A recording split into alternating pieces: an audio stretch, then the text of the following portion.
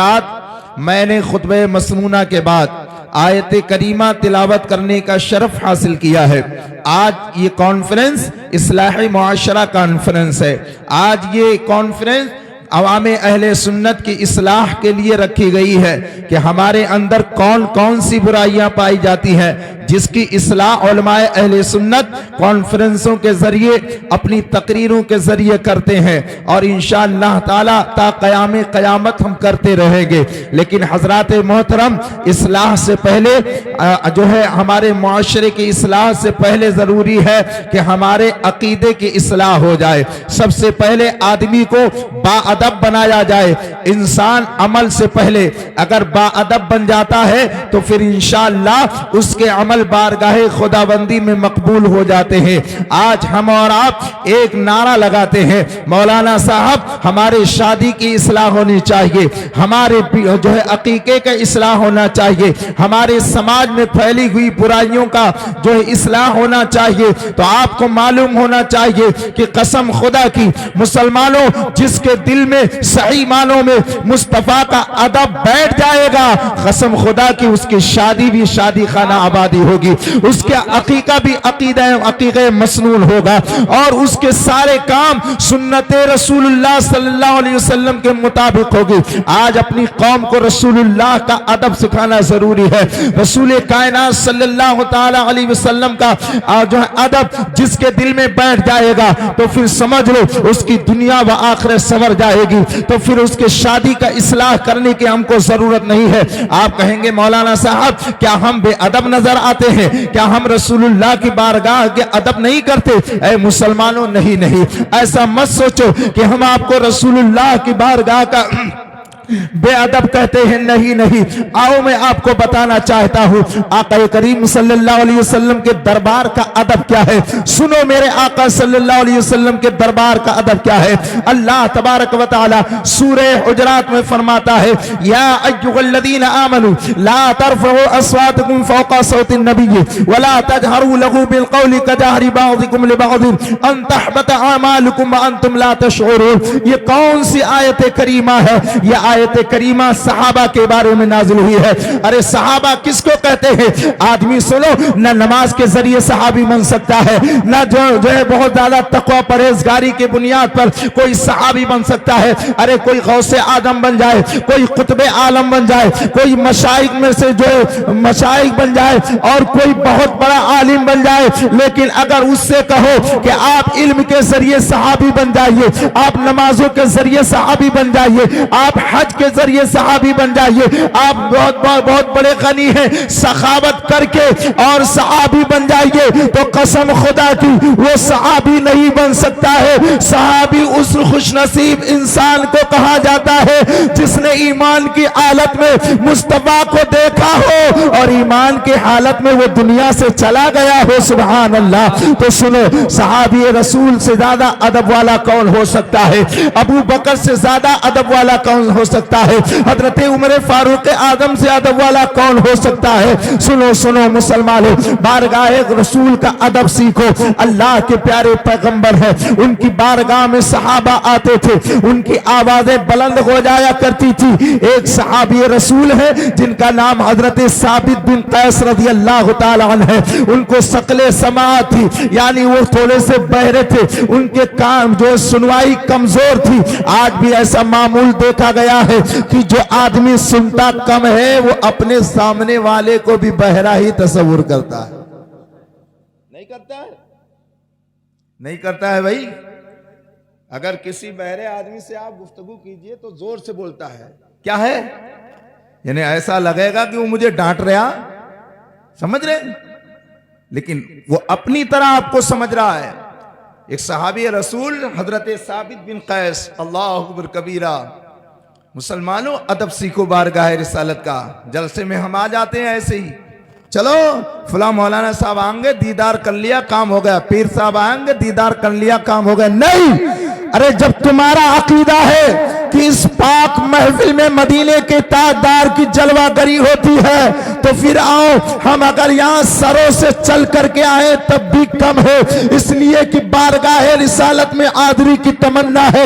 جب اس محفل میں عقیدہ ہے کہ مدینے کے سرکار آتے ہیں تو ادب کا دامن ہاتھ سے نہیں چھوٹنا چاہیے، ورنہ اگر وہ مصطفیٰ جان رحمت نے ہم سے نگاہیں پھیر لی تو ہمیں دنیا میں کوئی گلے سے لگانے والا نظر نہیں آئے گا، میدان محشر میں ہماری شفاعت کے لیے کوئی آگے بڑھنے والا نظر نہیں آئے گا۔ تو یاد رکھو جب ادب کا دامن تمہارے ہاتھوں میں ہوگا تمہیں جنت کی تلاش نہیں ہوگی، جنت تمہیں خود تلاش کرتی ہوئی نظر آئے گی۔ سبحان اللہ سبحان حضرت ثابت بن قیس رضی اللہ تعالی عنہ جب یہ آیت نازل ہوئی تو ان کی آواز ذرا اونچی تھی، بارگاہ رسالت میں حاضر ہوتے تھے تو ذرا بلند آواز سے بول دیا کرتے تھے، لیکن میرے آقا صلی اللہ علیہ وسلم نے کبھی ان کو ٹچ نہ کیا، میرے سرکار نے کبھی ان کو کچھ نہ کہا کہ ثابت ذرا دھیرے بولا کرو یا زور سے بولا کرو، نہیں، لیکن اللہ تبارک و تعالیٰ کو یہ ادا پسند نہ آئی، چونکہ وہ ان کو ثقل سماعت تھی، لیکن دوسرے لوگ بھی بول دیا کرتے تھے۔ اللہ تبارک و تعالیٰ نے اپنے محبوب کی بارگاہ کا ادب سکھایا۔ لوگوں کس نے سکھایا؟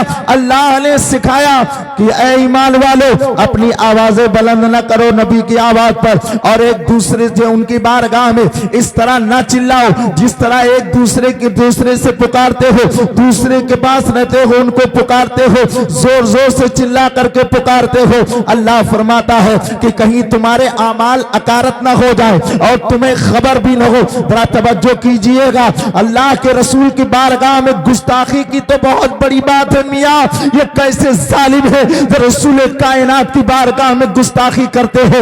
ارے اللہ کے رسول کی بارگاہ میں صرف اتنا ہو کہ آواز بلند ہو جائے تو اعمال اکارت ہونے کا اندیشہ ہے، مجھے کہہ لینے دیا جائے جب آواز بلند ہونے سے اعمال اکارت ہو جائیں گے تو جو نبی کی برابری کر کے ان کی گستاخی کرے گا بھلا اسے کیسے جنت مل سکتی ہے؟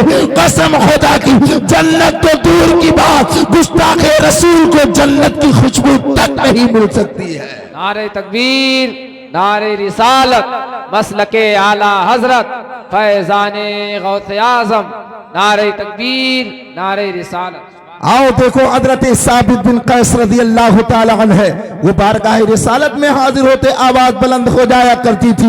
ایک دن کیا ہوا جب یہ آیت کریمہ نازل ہوئی تو حضرت ثابت بن قیس اپنے گھر پہ بیٹھ گئے۔ کہاں بیٹھے؟ ایک کمرے میں اپنے آپ کو بند کر لیا اور سارے گھر والوں سے کہہ دیا یہ دروازہ کوئی نہیں کھولے گا، اگر کوئی مجھے پکارنے کے لیے آتا ہے تو کہہ دو میں آج ان سے ملاقات نہیں کروں گا، میں نے اپنے آپ کو قید کر لیا ہے۔ اے لوگوں ذرا توجہ کرنا، رسول اللہ سے محبت کا کتنا بڑا صلہ ان صحابہ کو ملا ہے۔ آج ہم جھوٹے دعویٰ کرتے ہیں کہ رسول اللہ سے محبت ہے ہمیں، ہم آج جھوٹے دعوے دار ہیں۔ ارے رسول اللہ سے محبت کے باوجود بھی رسول اللہ کے دشمنوں کے ساتھ چائے پی رہے ہیں، رسول اللہ کے دشمنوں کے ساتھ دسترخوان پہ کھانا کھا رہے ہیں، رسول اللہ کے دشمنوں کے ساتھ ہم یارانہ گاتے نظر آتے ہیں۔ اے لوگوں سنو، یہ جلسے اسی وقت کامیابی کی منزل طے کر سکتے ہیں، یہ جلسے اسی وقت کامیاب ہو سکتے ہیں جب ہر مسلمان یہ تہیا کر لے نہ ہم گستاخ رسول کے ہاں کھائیں گے نہ اس کو کھلائیں گے، تو نبی کا دشمن ہوگا وہ ہمارا دشمن ہوگا۔ قسم خدا کی ایک جلسہ نہیں، اگر چھوٹا میلاد بھی ہو 10 آدمی سدھر جائیں رسول اللہ کے دشمن سے دشمنی کرنے لگے تو وہ جلسہ دنیا میں بھی کامیاب ہے اور آخرت میں بھی کامیاب۔ سبحان اللہ سبحان اللہ، بہت عمدہ۔ اور رات دن کانفرنس کرو، خوب بڑکا مولانا بلاؤ، فلانے پردھان جی نے 5000 دیا، پوسٹر میں دیکھتا ہوں میں تو مہمان خصوصی میں نام ایسے گدھوں کا لکھا ہوتا ہے جن کو صحیح معنوں میں تمیز نہیں ہے، وہ پوسٹر میں ان کا نام ڈال دیتے، فلانے پردھان جی، دھماکے پردھان جی، وہ پرمکھ صاحب۔ ابے پرمکھوں کے چاٹکارو، کیوں اپنے جلسوں کو خراب کر رہے ہو ان کا نام دے کر کے؟ ایسے لوگوں کا نام ڈال کر اپنے جلسوں کو برباد کر رہے ہو۔ ڈالنا ہے تو ایسے لوگوں کا نام ڈالو جو مسجد کے نمازی بھی ہو، کیا بات ہے، مدرسین حضرات ہو، جنہوں نے اپنے نوکے قلم سے گستاخ رسول کو رکا رد کیا ہو، ہر فتنے کا سدے باب کیا ہو، جب ان کا نام ڈالو گے تمہارا جلسہ بھی کامیاب ہوگا اور تم بھی کامیاب سبحان ہوگا۔ اللہ سبحان اللہ۔ لیکن نہیں، اسی کو دیکھو خبیث کو اسٹیجوں پہ بیٹھ کر کے وہابیوں کے ساتھ کھانا پانی سب کچھ کر رہا ہوتا ہے، اس کی شادی میں 150 وہابی آتے ہیں، کھا کے چلے جاتے ہیں۔ یہ مولوی صاحب بھی جنہیں نام نے ڈالا ہے نا، یہ کہتے ہیں ٹھیک ہے دسترخوان ہٹ جائے گا، اس کے بعد ہم چلے جائیں گے، ہم کو کوئی دیکھ نہیں پائے گا۔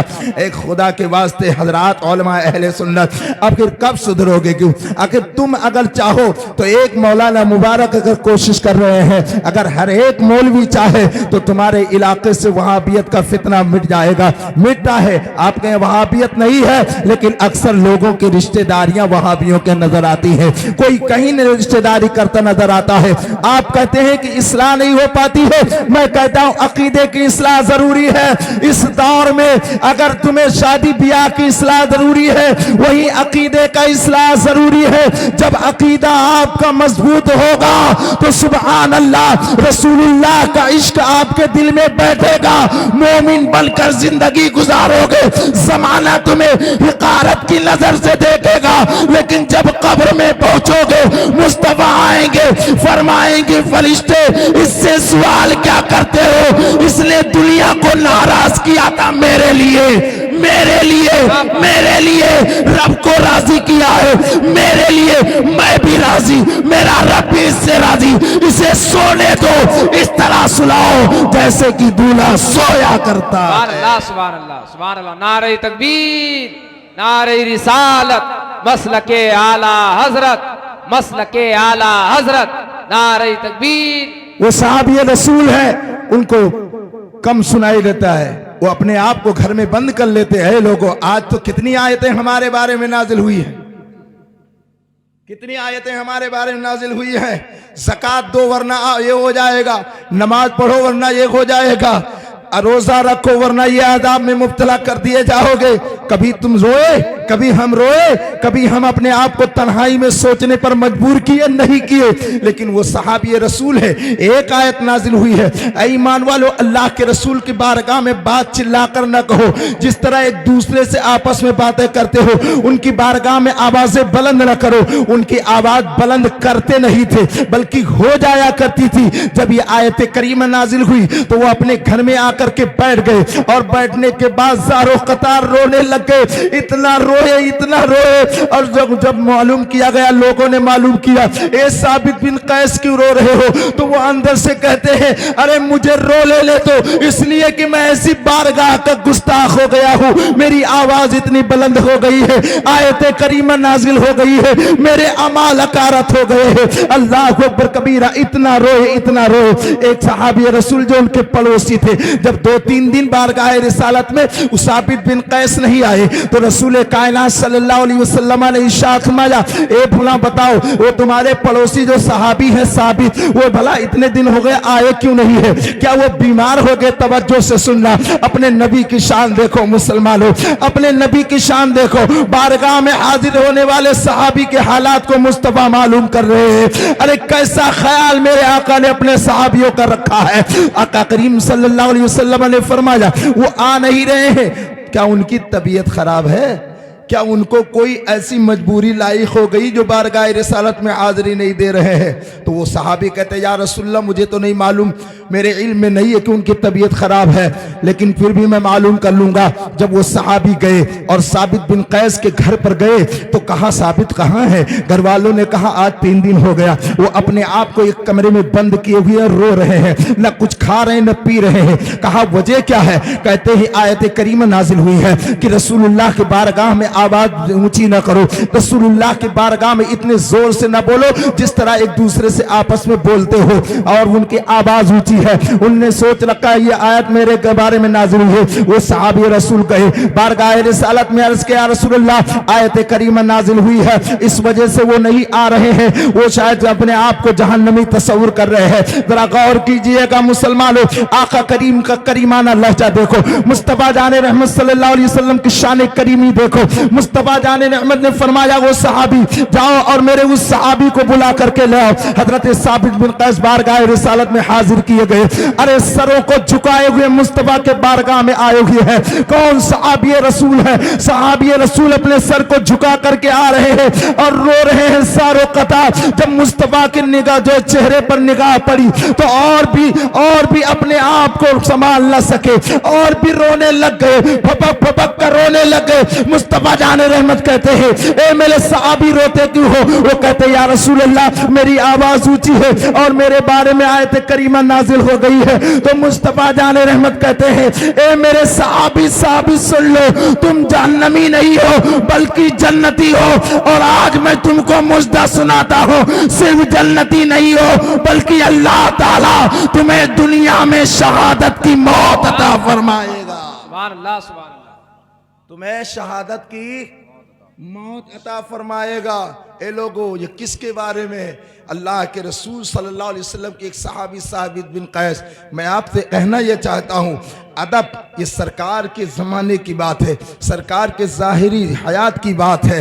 جب آیت کریمہ نازل ہوئی تو اب جتنے صحابہ کرام تھے, حضرت عمر فاروق اعظم, حضرت صدیق اکبر, ان کا حال تو یہ تھا کہ یہ سانس بھی اتنے زور سے نہیں لیا کرتے تھے کہ کہیں ان کی سانس کی آواز بھی بلند نہ ہو جایا کرے. یہ بارگاہ رسالت کا ادب کر کے آئے تھے لوگ. اور سنو آیت کریمہ نازل ہوئی ان الذین ینادونک من وراء الحجرات اکثرهم لا یعقلون ولو انہم صبروا حتی تخرج الیہم لکان خیرا لهم اللہ غفور الرحیم. یہ آیت کریمہ کن لوگوں کے بارے میں نازل ہوئی ہے؟ یہ آیت کریمہ ان لوگوں کے بارے میں نازل ہوئی ہے کچھ لوگ باہر سے آئے ہوئے تھے اللہ کے رسول کی بارگاہ میں ملاقات کے لیے.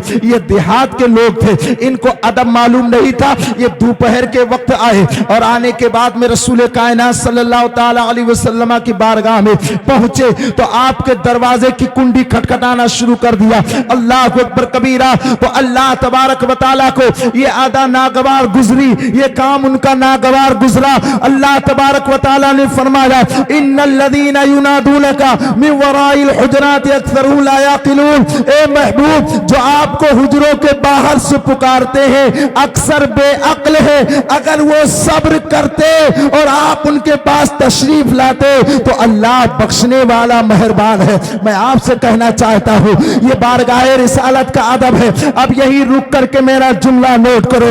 اللہ کے رسول کے بارگاہ میں کوئی آواز اونچی نہیں کر سکتا ہے, ان کی بارگاہ میں کنڈی کہیں کھٹکھٹا سکتا ہے, ان کی بارگاہ میں زور سے پکار نہیں سکتا ہے. ارے یار جب مصطفیٰ کو زور سے پکارا نہیں جا سکتا ہے تو بھلا بتاؤ ان کے علم غیب کا انکار کیسے کیا جا سکتا ہے, ان کے اختیارات کا انکار کیسے کیا جا سکتا ہے؟ یہ کیا ہو گیا ہے وہابیوں کو, نبی کی گستاخی بھی کرتے ہیں اور اپنے آپ کو مسلمان بھی کہتے ہیں. میں کہتا ہوں اب بھی سدھر جاؤ. آیت کریمہ قیامت تک کے مسلمانوں کو یہ سمجھا رہی ہے کہ اگر ادب ہے تو ایمان ہے, جو نبی کا ادب نہیں ہے کلمہ لاکھ پڑھ لو گے لیکن تم مسلمان ہرگز نہیں ہو سکتے. لہذا عقیدے کا اصلاح بھی ضروری ہے. تو پتہ چلا رسول اللہ کے دربار کا ادب ضروری ہے کہ نہیں ضروری ہے؟ بولو یار, ضروری ہے. ایک آدمی نے ہاتھ اٹھایا جس کو بات سمجھ میں آئی ہے. سمجھ رہے ہو ادب ضروری ہے کہ نہیں ضروری ہے؟ اور یہ ادب کسی ملا نے نہیں سکھایا. یاد رکھنا گورنمنٹ کے یہاں بہت سے حکمران ہوتے ہیں, آپ کے ڈی ایم صاحب ہیں. جب وہاں جاؤ گے آپ تو وہاں جانے کے بعد میں وہاں کا چپراسی اور جو ملانے والا ہوتا ہے اس کو کیا بولتے ہیں؟ وہ جو وہاں آپ سے ملاقات کروائے گا دربان جس کو کہتے ہیں تو وہ بتائے گا جانا موبائل سوئچ آف کر لینا, زور سے نہ بولنا, ہلکے ہلکے جانا, مسکرانا نہیں. بہت زیادہ ادھر ادھر ہلنا جلنا نہیں. کہاں جا رہے ہو؟ ڈی ایم کے آفس میں جا رہے ہو. موبائل سوئچ آف ہونا چاہیے, کپڑا تھوڑا اچھا ہونا چاہیے, آپ کے جانے کا ڈھنگ طریقہ اچھا ہونا چاہیے. میں کہتا ہوں یاد رکھو, یہ دنیا کا ڈی ایم ہے, جس کے دربار میں اور جس کے کمرے میں, جس کی آفس میں آپ کو جانے کا طریقہ دنیا دار سکھا رہا ہے. پتہ چلا یہ دنیا داروں کا دربار ہے, جس کے آداب دنیا دار سکھاتے ہیں, لیکن سبحان اللہ یہ محبوب پروردگار کا دربار ہے. یہ دنیا دار ادب نہیں سکھاتے, بلکہ خود پروردگار ادب سکھا رہا ہے. پروردگار ادب سکھا رہا ہے. اب پتہ چلا جسے اللہ تبارک و تعالی چاہے گا وہ اس کے محبوب کا ادب کر پائے گا.